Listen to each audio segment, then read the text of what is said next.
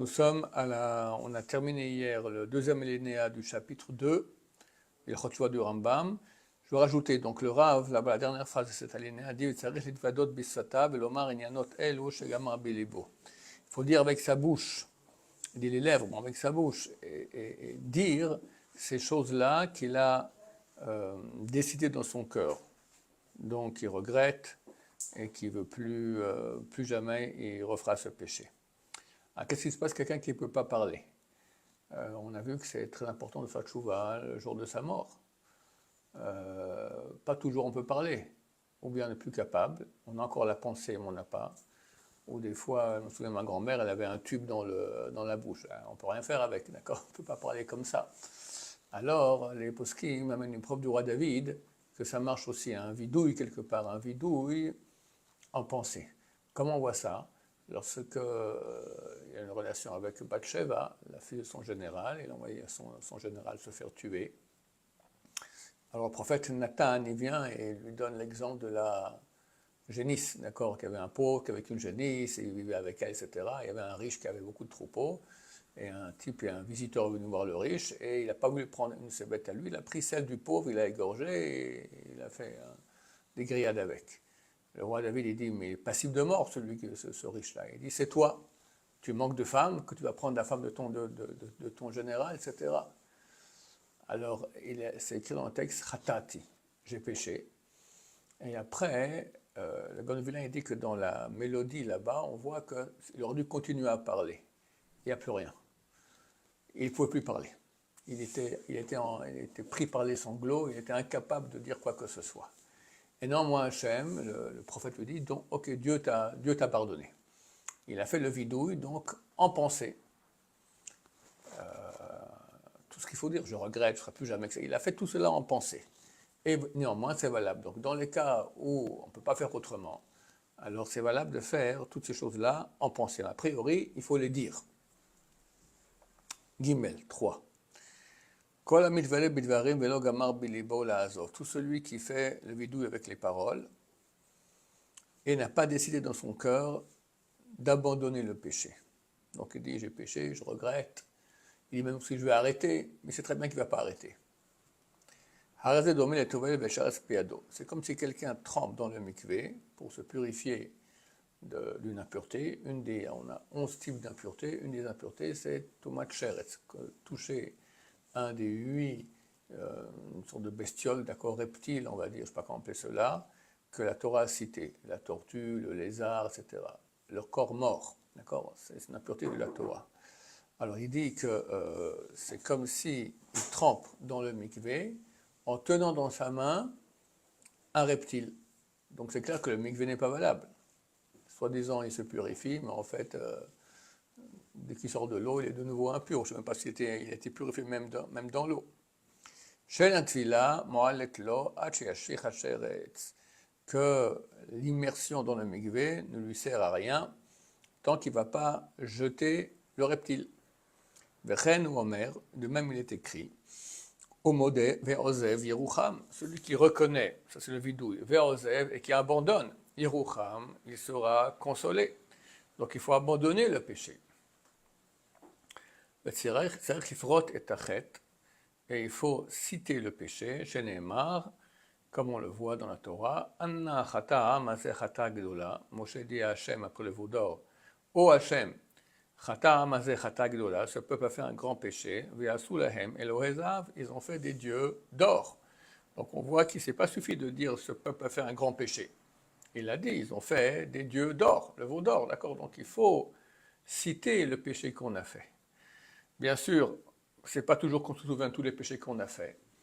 Il y a à Yom Kippour, donc c'est le grand jour des vidouim, on a 10 vidouim. Il y en a un que nous, on a la coutume de faire dans la Chazara de Shachrit. Chazara de Shachrit. Alors non, le chasseur fait la Chazara, nous on fait cela, je crois, après la Hamida. On fait le grand vidouille de Nissim Rav Nissim Gaon. Un vidouille qui prend, il y en a qui font 5 minutes, il y en a qui font une demi-heure, d'accord, c'est très très long. Il prend la lettre Aleph, tous les mots qui commencent par Aleph. Après Bet, tous les mots qui commencent par Bet. C'est très très long. Bon, alors on fait ça. Si on le fait avec beaucoup d'intention et vraiment du regret, etc., ça prend beaucoup de temps. Maintenant, il se peut qu'il y ait aussi des péchés qui ne sont pas cités là-bas. Alors, là, il rajoute lui-même, et voilà, ça j'ai dit ce que je me souviens. Ce que je ne me souviens pas, toi tu te souviens. Donc ça marche aussi, d'accord. A priori, il faut citer le péché pour lequel on fait tchouva et qu'on regrette, etc. Mais aussi, on peut rajouter aussi, je regrette tout ce que j'ai fait comme péché durant toute ma vie. Dalet, 4. מדרגי התשובה, להיות השב צועק תמיד לפני השם בבכי ובתחנונים. C'est partie des voies de la tchouva, donc c'est pas nécessaire, mais c'est super recommandé. להיות השב, que celui qui fait tchouva, צועק תמיד, il crie toujours, לפני השם, devant Dieu, בבכי ובתחנונים, avec pleurs et supplications. Qui crie, c'est vraiment crier ou c'est crier dans son cœur? Dans son cœur, ça va aussi. Il va aussi tzedaka kefi kocho. Il fait de la tzedaka d'après ses moyens. Il s'éloigne beaucoup de la chose dans laquelle il a péché. Parce que c'est clair, le Yetzirah le cherche. Donc il faut mettre des barrières et des barrières, beaucoup s'éloigner. Umeshane shmo. Il change son nom, son prénom. Kelomar, pour dire Ani acher. Je suis quelqu'un d'autre, je ne suis pas la même personne qui a fait ces actions. Il s'appelait Stéphane, maintenant il prend son vrai nom, Abraham, d'accord, par exemple. C'est pratique pour les Français, ils ont deux prénoms. Sinon, il faut trouver un autre prénom. Meshane Maasav Kulan Letova. Et il change toutes ses actions en bien. C'est pas que sur une chose on fait tchouva et tout le reste reste tordu. Un bas de tchouva, il doit améliorer tout. Au derech yeshara, il va dans une voie droite. Vegolé mimkomo, et il s'exile de sa demeure, de l'endroit où il se trouve. Chez Galout mechaperet avon, parce que la Galout, l'exil, ça expie les péchés. Mipnei shegoromet lo liikana, parce que ça l'oblige à liikana, à s'écraser en bon français, d'accord, à s'abaisser. Anav ou shval ruach, à être humble et un esprit bas. Quand quelqu'un part en exil chez lui, à la maison, et le boss de sa maison, de sa communauté, il est connu, il est quelqu'un, d'accord, il a sa place. Mais quand tu pars en exil, tu deviens rien, moins qu'un mendiant, t'es rien, d'accord. Alors c'est certain que ça t'oblige à adopter un comportement humble. Et l'humilité, c'est la source de tout le bien, alors que l'orgueil, c'est la source de tout le mal et de tous les péchés. Hey, 5. Veshevach gadol lashav sheidvade barabim. C'est une grande mesure de louange pour celui qui fait tchouva de faire un vidouille en public. Pas obligatoire de nouveau, mais c'est très bien. Yodia pesha'av lahem. Et il leur annonce, les informe de ses péchés. Et il dévoile les péchés qu'il a fait envers son prochain aux autres. Et il leur dit, Onam chatati leploni, voici, j'ai péché contre un tel. Et je fais ainsi et ainsi. Aujourd'hui, je regrette, non, je fais tchouva, je me repentis, je regrette ce que j'ai fait. Et tout celui qui reste orgueilleux. Mais il n'informe pas les gens et il cache ses péchés. Sa tchouva n'est pas totale.